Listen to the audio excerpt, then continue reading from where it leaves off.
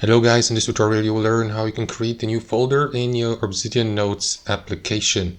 So let us guide you through this. Head over to the Obsidian Notes app on your desktop computer, and then guys, what you want to do is navigate to the list of notes here on the left hand side. Inside your workspace or vault, you can change to another workspace here at the bottom.